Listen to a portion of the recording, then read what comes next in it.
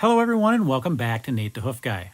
You know, sometimes as hoof trimmers, we can find the most obvious problems in the sole of a foot, and that problem can lead to very little separation of that sole underneath.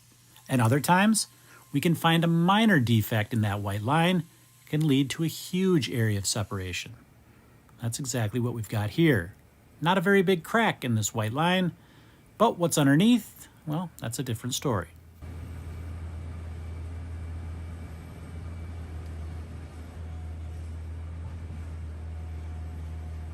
So if you watched my last video, you remember there was a giant rock that worked its way through that sole and into that corium. Now it was a big problem, or looked to be, in that sole, but ultimately underneath there was not a large area of separation.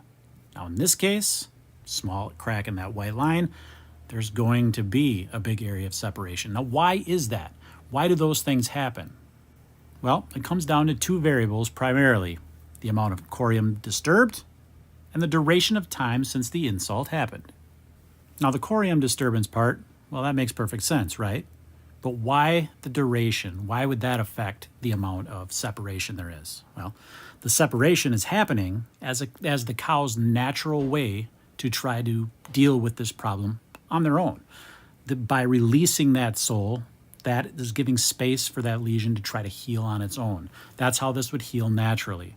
Of course, we're speeding that process up by removing that sole. Ultimately, we'd have to take time for that to happen in the wild or in natural settings. That sole would eventually fall away, and that would do what we're trying to do here in just a couple minutes. So as I was trimming this cow, the owner of the farm stopped by, and I want you to listen to what he told me. This one here was bad, then she got better, and almost forgot to trim her. So what's the significance of that? Well, one of the comments that I see all the time is how did the farmer not catch this? Well, he did catch this, but the cow started to get better. We had a dog once, and he would inexplicably come up lame, but then in a few days he would walk it off, and the vets never did figure out what the problem was. Now in this case, the cow started to get better. Did she do something to cause that problem? Did she have a hoof problem? And that's what ultimately happens a lot of times, is these problems are spotted, but then the cow starts to get better, and then they kind of forget about them sometimes because the cow is getting better. But hiding underneath that sole is the problem, and that can flare up again. And that's when we see those areas of multiple layers of separation. That's from repeated attempts and repeated flare-ups of these issues trying to heal. As you can see, this one just got one layer of separation. That's where when that finally let loose, that's where that pressure came off, and that's when she started to walk better again. You can see that sole underneath is still soft. That's why we're going to put a block in this other claw to take the pressure off of this.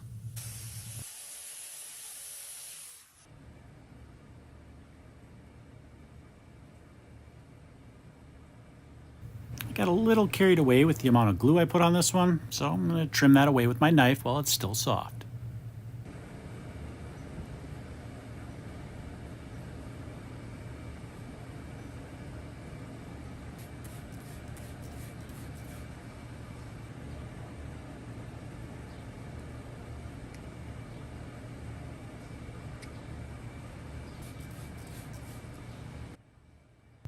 Now, if you're looking at this right now and saying, no, you got to take more of that loose horn off, got to do it. I've watched a lot of these videos and you have to take it right now.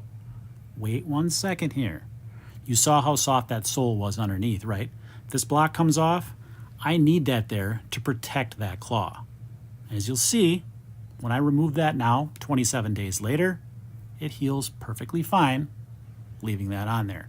Now, she did have some dermatitis, so I am going to wrap this again. However, you can see that area of disturbance has healed up. Here she was 27 days ago.